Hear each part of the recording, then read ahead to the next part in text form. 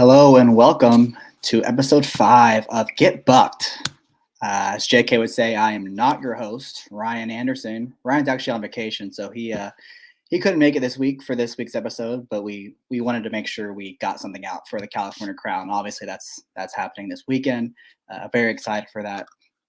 And we took the last couple weeks off, so we didn't want to go 3 weeks without a handicapping show, especially with this. There's a lot of hype for this card on Saturday, so we wanted to make sure we got something out there. I'm going to be solo today. Going to do something pretty quick. If you do want Ryan's picks, he was able to sneak away for a couple minutes to do a new show with Noah Maher on the HHH Racing podcast. So, obviously Noah's great and Ryan is awesome as well. And make sure you go show them some love on their YouTube channel. I think it's called Pacific Horse Players, I believe. So go ahead and show them some love on YouTube. I think they're on Spotify. I'm sure they're on other streaming platforms as well. So if you're looking for Ryan's picks, go ahead and go look at his analysis over there. I'm going to try to keep this pretty short today. It should be easier since I'm solo. Hopefully in 20-minute range. If I start yapping a little too long, do yourself a favor and just go to the playback speed and put it to 2 times. So you cut that video right in half. That's what I do all the time when I'm listening to these podcasts. Speeds it right up, especially this week when there's so much content on the California Crown. Obviously, everyone's pretty excited for it. So let's just dive right in. We're going to go straight into the all stakes pick 5 is what we're going to be handicapping today. So $1 minimum. I believe there's no CAW money, so pretty exciting. I'm going to apologize in advance. Ryan usually handles all the graphics, so I'm learning this thing on this website on the go. I'm going to try to do my best. But let's go ahead and throw my picks up there. Oh, look at that. I did it. We're going to start this thing off with a big long shot. We're going to get some fireworks going to start off this sequence. Hopefully in the form of an East Coast shipper, number 13, Wrigleyville for Jack Sisterson, was able to draw in off the also eligible list. And, this was a horse I backed last time at Saratoga. That race was probably pretty comparable to the quality of this field. And she didn't run that bad. She's up against – the pace wasn't that hot, but it did come apart. She was interfered with in the stretch. I don't know if it really would cost her that much. She was not going to win that day, but she did have trouble. It was the race 2 back that I was really interested in, where, she did set off pretty quick pace for Saratoga standards, made this big move while wide, was wide on each turn, and just flattened out in the stretch. And that's 2 races in a row now where she just hasn't quite shown the oomph in the lane that I'd like to see. This cut back to 6.5 should be perfect for her. And she has enough tactical speed to stay close. I didn't see a ton of speed when I was handicapping this race. I love the outside draw. I love that Rispoli shows up here on a 20-1 shot. I'd be surprised if she's 20-1. This is going to be the first race of the sequence, so you'll be able to see the tote board. But she's going to be my top pick in here. I think she's got a really good shot in here. My next pick, so I already have to start scrolling, number 9, that is Omaha Girl, another big long shot. We're going for price hunting in this opening leg. We're going to get a little skinny later on, so we're definitely going to try to blow it up earlier. This was a horse I liked at Del Mar. She scratched out of a stakes race towards the end of the meet, but I really liked her race last time against older allowance horses. She ran against a horse named Royal Charter, who was really impressive winning on Santa Anita Derby Day. She was impressive there, came back, got second in this race, had a little bit of trouble, and then she came back in a stakes race, ran right behind Didia and Anisette, who would be, those two would be 2 to 5 in this spot. So she did all the dirty work that day, did pretty well to finish 5th. So giving Omaha Girl bonus points for the company she's kept lately. Another horse that should be pretty tactical. Obviously, she likes the turf, cutting back again. And, this is just a horse that I don't think she should be 20-1 in here. I think she's got a good chance. I like how she's nearly paired up by her tops. Another horse, outside draw. I mentioned the Rapid Spurt angle.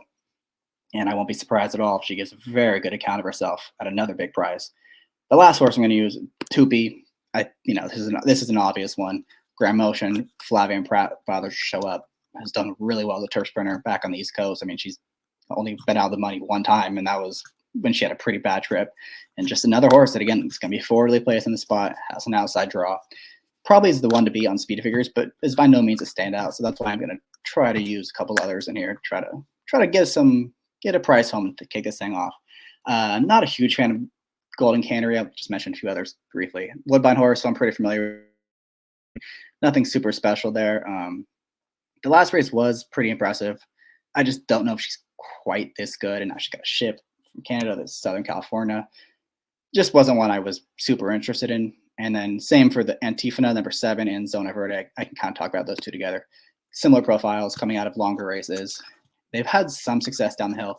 However, by far their two best races, they ran the same race where when they had that was back on, let's see, February 11th, when they both had a perfect setup. I mean, they were flying on the front end that day. They both came from way out of it. That's not going to happen today. I'd be very surprised if they fly early. So I'm going to try to beat those two. I think those would be horses that'll take some money, as will the one Dreamfire, who is going to be, or at least on the morning line, is a low price. Another horse that does have speed, but hasn't ran since the Breeders' Cup last year. So I'm not really sure how cranked up she will be for this race. Moving on to the John Henry Turf Cup. This is one of the races for the California Crown that they have added a lot of money to, $750,000. And, this is a race where a lot of these horses have taken turns beating each other. So I kind of wanted to take a chance here with a fresher face in number 3. I believe it's pronounced Divine Propose. I think that's how you say it. Timeform has this horse pretty far back early on. I'm not sure I would agree with that. You look at his PPs, he's been pretty close in 2 of his 3 starts. And the one race he wasn't, he actually ran. That was probably his best race he ran. That was 2 back at Del Mar opening weekend. He was wide the whole turn. It was crawling pace. Sorry, he went wide the far turn, made this big run. Couldn't quite get there, but has more ground to work with. He's won both races at 10 and 11 furlongs, so he's going to be one that likes us at a distance. That race 2 back, I should say, was pretty live. A couple horses came out of there to run pretty well. And just want to think is going to be a little overlooked here that, is one that's on the rise. Could make some noise. Should get a great trip. 6-1. Sign me up for this horse. Another one I want to mention, Gold Phoenix. This is one we talked about on a show we did a few weeks back at Del Mar. I loved him on Pacific Classic Day. He was able to get the job done, got a perfect trip. He's definitely the best horse in this race. There's no doubt in my mind he's the best horse. The question is he going to be fully cranked up? He ran 4th in the Breeders' Cup last year. This is not quite that stage, but it's coming up quick. There's a lot of money in this race, but I don't know if they're going to be fully ready to win this. They have a bigger target ahead. However, again, he is the best horse. He's been a lot more tactical this year, which is huge because usually in the past he's come from way out of it. But I like that he's been able to sit a lot closer. Again, just not sure if he's fully ready to go for top effort. That's why I'm going to use a few others in here. There goes Harvard directly to his outside. This horse, he confuses me. I've been trying. I don't know how he won that Gold Cup a couple years ago, and pretty much every race since then I've been giving him a long look. I want to give him one more look today because I just don't think there's a lot of speed. He ran a sneaky good race in the Pacific Classic. I thought that we're going to mention this race later. It was a complete merry-go-round. I mean, no one did any kind of moves from the back of the pack. And he was really the only one that did. He passed a couple horses, didn't do a ton of running, but he didn't run bad either. I think he's going to appreciate getting back to the turf. You look at the Shoemaker Mile he ran in earlier this year. He ran really well there. Loves this turf course. Not going to be a problem for him. And again, horse that's going to be forwardly placed. John Velasquez in the irons. And to the outside, Balnikov. Another horse I didn't really know what to do with entirely. He wins a lot of races, but he doesn't win at Santa Anita, and that's why I think he might get overlooked a little bit. This is one of those cases where, I mentioned there's not a ton of speed, so maybe, a few of the riders see that, they're not done. They read the form, they rewatch replays, and a few of them get a little too aggressive, and the pace heats up. This is the one that's a huge kick. You look at that late Timeform US pace figure, 130. That is high. That's a big late kick. So I'm not going to be surprised if they do go too fast. He's going to be one that's flying late. And you look 3 back, he won the dinner party. That was the first leg of the new bonus that they have for these Stronach turf races. So this is the second leg is today. He's going to be fully cranked up for this. I already listened to the show where Billy Koch, the little red feather, I think he's the head guy. He said he's training better than ever. He's ready to go. This is the race that they're targeting. I don't think the Breeders' Cup is something that they're, that's on the horizon for this horse. Today is his day, right? $750,000. They're going for it. So that's the last horse I'm going to use in here. Was there anyone else I needed to touch upon? I don't think so. Oh, Masterpiece was one I was against. He had two perfect trips at Del Mar. At least I thought. I thought he had two really good trips, and he didn't hit the board in either of those two. I don't know how he's gonna turn it around here. Maybe he likes Anita better. Maybe he's just had more time to get acclimated to the West Coast. I don't know. I'd be hard to see it. He's one I'd be against. And same for Dicey Mochar, just two really good trips back to back, and hasn't been able to find the winner circle. So just again at a short price, not a horse I need on my tickets. Next up will be the Eddie D Stakes. It's like another $750,000 race. I mean, they're putting some money into this Saturday card, and they've got something to show for it. There's pretty big fields here, competitive racing. However, I ended up landing on the favorite, Big Invasion. I've been a fan of this guy for pretty much since he was a 2-year-old. Love this horse, and had him in the Breeders' Cup last year. He just barely lost at 12-1. I think I made the biggest win bet of my life at one point on him. I think it was last spring on Derby Day, and he just got the worst trip I've ever seen in my entire life. I was so mad. Not the point. Point is, he's finally rounding back into form, right? Look at his PPs this year. He seemed like maybe he just wasn't the same horse. Maybe he was done, but he's slowly increasing his speed figures. And now he's back up to 99 last time. Again, another tidbit, I listened to the same podcast on In the Money Media, and they mentioned this horse was one that they identified. They had talked to connections way back in like July. And they said, this is the target for this horse, was the Eddie D Stakes with the bigger purse down the hill. Again, 2 or 3 months ago, this has been the target all along. He's finally rounding back into form. And this isn't the toughest field, I don't think. He's not like he's facing the best on the West Coast. Motorius isn't in here. No one else really shipped out for this race. And he's going to be closer than he usually is, I think, because, he's coming out of these 5.5, 5 furlong races. This one's 6.5 down the hill. He's got the outside draw. He's got Flavian Pratt. Looks like there's going to be plenty of speed to set it up for him. He'll be super tough in here. Obviously, if he runs back that Breeders' Cup race, he's going to win this thing. And if he runs anything close to that, he's definitely the one to beat. I'll probably be leaning on him, but he'll be on all my tickets because he's super obvious. Then my next pick is going to be another big long shot, Noble Reflection at 10-1. This is another horse I've been a fan of for a long time, because I had him way back in March of last year when he blew up the tote at 40-1. Then he was pretty good last year. He turned it out to win a couple more races. Didn't quite get a stakes victory, but he placed in a couple. You can toss his 2 races this year. I mean, came off a layoff of look at that, 9 months, I believe it was, in the Wicker. Then they went 22 and 45 1/2 at Del Mar. Good luck with that. He understandably just folded. Toss it, doesn't matter. Then they were confident enough to ship him out to Kentucky Downs for a lot of money, and the trip just didn't work out, right? And I've talked about it in the past. I kind of can take, if a horse runs well at Kentucky Downs, I give them their props, and if they run really bad, I just kind of toss it because it doesn't matter. Some horses just don't handle the track, and that's kind of what I think happened with this horse. And he's finally getting back to a spot where he might be in the best scenario for him, where he's drawn outside of the other speed. He probably is the best of the speed anyways. He's faster than the other 2 rivals, I think, that are drawn to his inside. So if he does outbreak those horses and is able to get to the inside and just clear the field, I'm not going to be surprised if he takes his field a really long way. He's going to be more of a backup here, but I'm definitely going to use him in exactas and trifectas underneath, keying him in that 2nd and 3rd spots. And the last horse I want to use is Johnny Padres. Now, I should mention that Ryan has been telling me for several weeks now that this horse is going to win the Eddie D. Several weeks. I know he made it his top pick on the other podcast he did. So he's very confident in this horse. I had to use him somewhere. And he does make sense. If they go really fast up front, which they could, he's got a huge kick. So I'm not going to be surprised at all if he runs well in here. Don't love the rail. It's very tough down the hill to win from the rail. But if anyone can do it, it is Rispoli. I've seen him do it time and time again. He just hugs the rail the entire stretch when everyone kind of drifts out and across the dirt, and he just stays on it. 7-2 is a little short, but we're playing horizontals here. It's not the end of the world, especially with the dollar minimum. So Johnny Padres will be another horse I will use. I'm against First Piece. I've used him too many times where he just didn't get the job done. The one time I didn't use him is the time he finally won, and I'm perfectly content with letting it beat me. He just hasn't gotten the job done when it matters most. Now this is a tougher field than he's ever faced, and another horse that's got an inside draw, gonna have to work out a trip. and he's going to have to come from off the pace today because there's a lot of speed.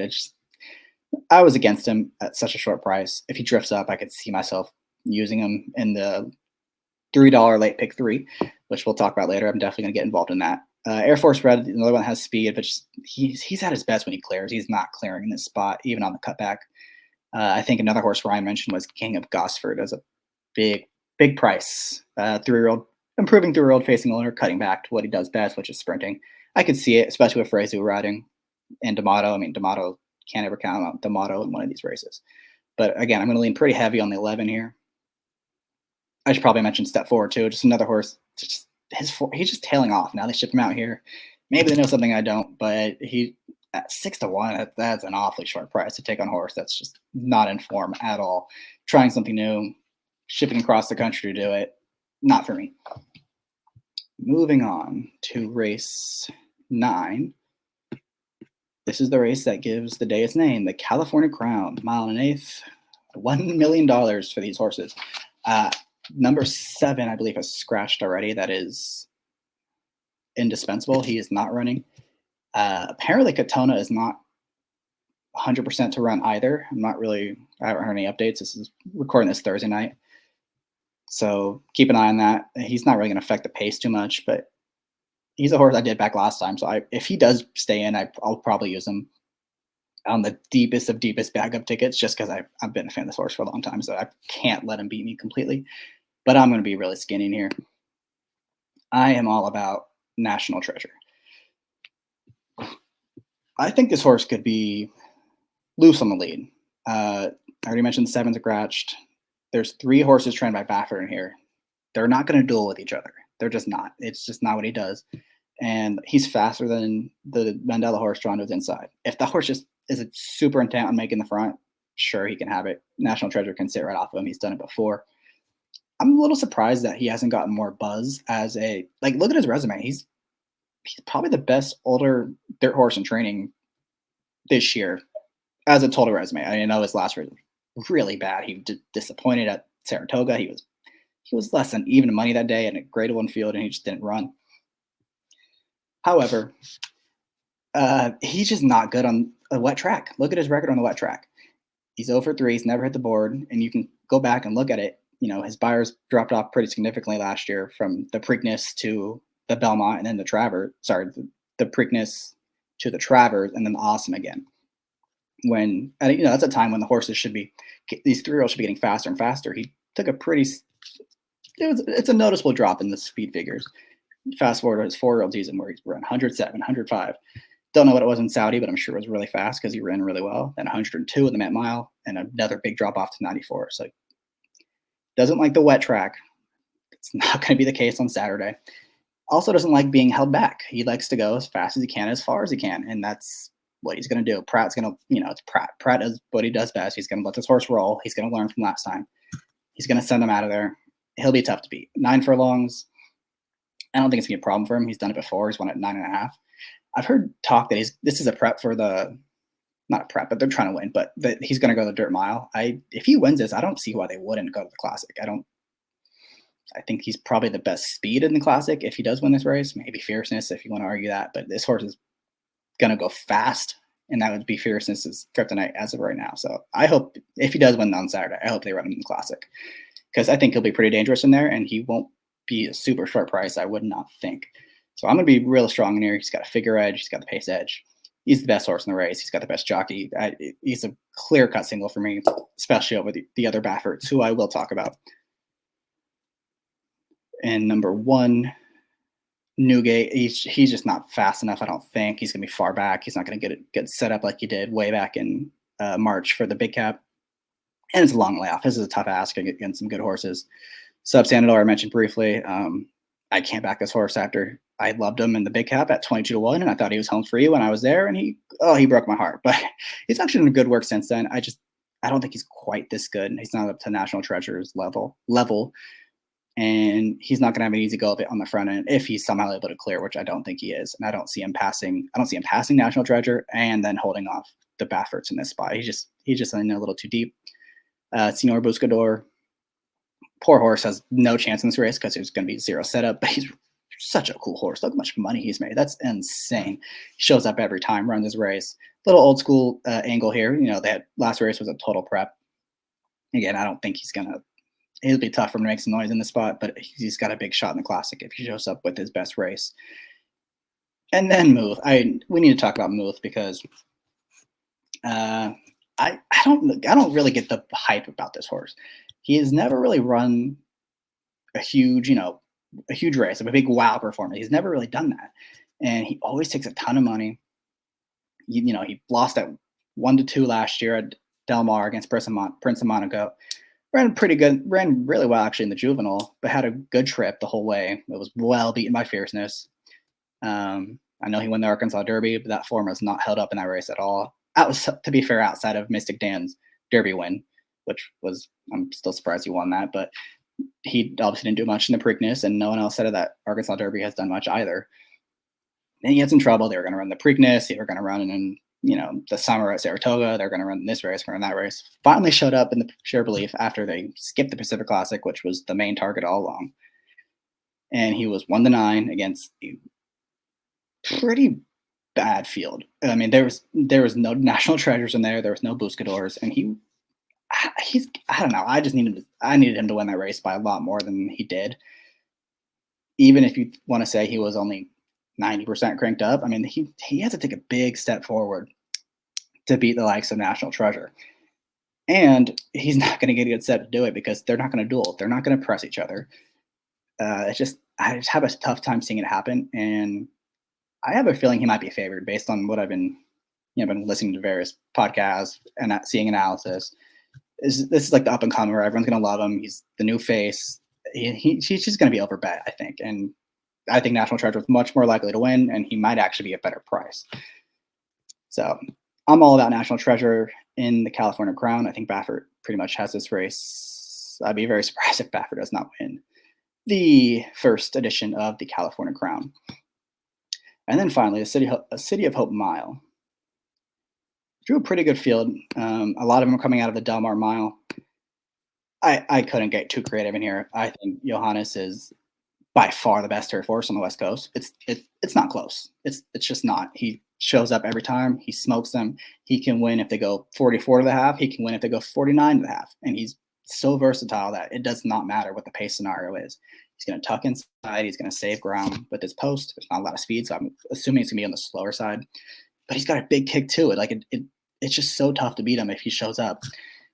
His best is better than everyone, like I mentioned. I just don't have a whole lot to say. I guess the only question is he fully cranked up for this race, or is a bigger target waiting for him at Del Mar in a few weeks?